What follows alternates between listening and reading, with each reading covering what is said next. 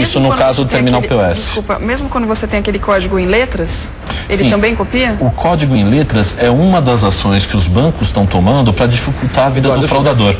Eduardo, passa para mim, só para mostrar bem a imagem aqui, que vocês vão conversando. Agora eu queria saber se a lei protege o dono do cartão nesses casos de clonagem. A lei protege, sim, porque não é da autoria dele a transação, ele vai fazer a reclamação. O problema maior é o tempo que esse prejuízo fica na conta do cliente. Exato. Então, quer dizer, o que o consumidor pode fazer para se proteger?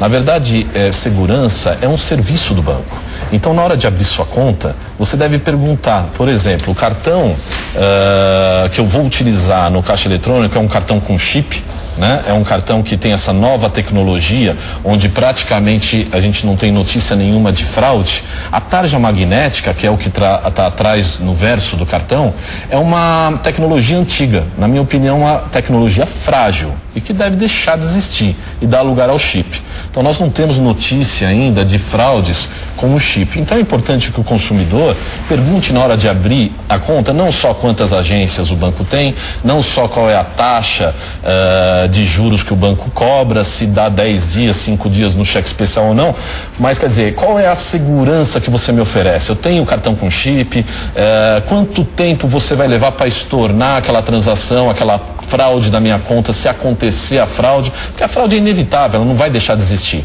Mas qual é o respaldo que o banco dá, né? O cliente pode estar perguntando no momento da abertura da conta ou até mesmo comparando para saber se muda de prestador de serviço ou não. A gente está falando aqui de clonagem de cartão, que é um assunto super em pauta, infelizmente, mas tem uma questão que é a seguinte: a pessoa não clona o cartão, simplesmente ela pega o seu cartão. Você presta atenção nisso que eu estou falando, que ele vai explicar, o Eduardo vai explicar certinho como é que funciona. Sem clonar o seu cartão, na internet a pessoa consegue fazer compra. Como? Tendo o seu número de cartão, tendo a data de vencimento dele e o código de segurança, que muitas vezes são 4 números que estão atrás ou alguns números que estão na frente, a pessoa, sem clonar o seu cartão, só olhando, ela consegue fazer compra na internet. O Eduardo vai falar sobre isso depois do recado da Ana. E nós recebemos aqui o Eduardo Dagum, que é consultor em segurança. A gente está numa época em que a gente acaba fazendo muitas compras mesmo, né? Final de ano, festas, presentes de Natal. Então a gente usa muito o cartão de crédito. Por isso a gente trouxe em pauta a clonagem do cartão de crédito. O Eduardo já explicou pra gente que você pode exigir e escolher um banco onde você tem um chip no cartão de crédito, que é a maneira mais segura. O banco sempre sim é responsável se existir de fato a fraude e isso for comprovado. O Edu deixou uma pergunta muito interessante aqui sobre internet. Porque às vezes você vai lá, passa o cartão em algum comércio, a pessoa armazena os dados que você tem do cartão e faz essa compra pela internet. Quais são os seus direitos nesse caso? E o Celso também vai deixar uma outra pergunta, né, Celso? Que é sobre a tela, né? Às vezes a gente tem no caixa eletrônico aquelas senhas na tela de vidro. Será que isso resolve, já que você não vai ter o equipamento? Não é, Cris? Exatamente. Daqui a pouquinho o Eduardo vai responder essas questões e outras também. E também a Fazenda, imagens inéditas da Fazenda. Estamos falando de clonagem de cartões de crédito e cartões de débito aqui no Hoje em Dia com o consultor em segurança Eduardo Dagum. O Edu deixou uma pergunta importante para o Eduardo, que é sobre o uso das informações na internet. Porque na internet, né, Eduardo, a gente não precisa de toda esta tecnologia. Se a pessoa tiver o número e algumas informações, consegue fazer compra. Como é que a gente se protege? Na verdade, hoje o grande risco de fraude na internet está dentro da sua própria casa. De que forma você usa o seu computador. Se o seu computador é utilizado para fazer compra pela internet, para acessar o banco pela internet, né, ele vira um instrumento para uma operação financeira. Então você tem que ter cuidados diferentes.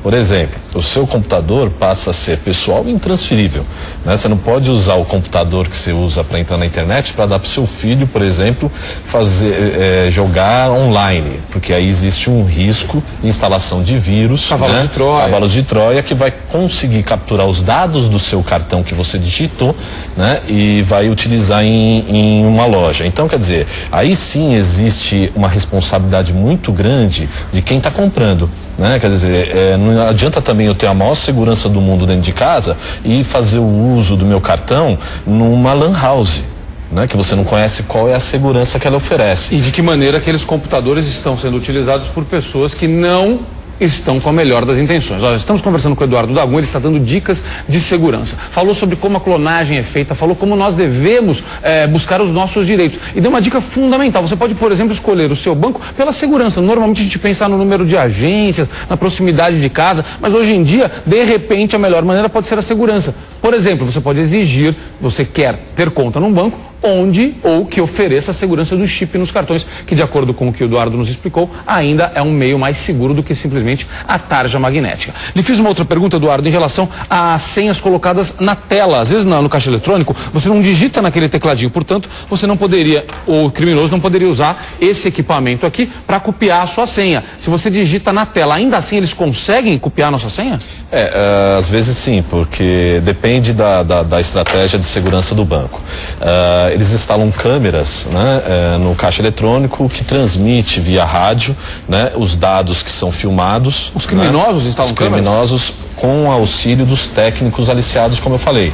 Vão instalar essa câmera também, que é praticamente imperceptível, né, para o cliente. Ele não é uma câmera grande, é uma câmera pequena.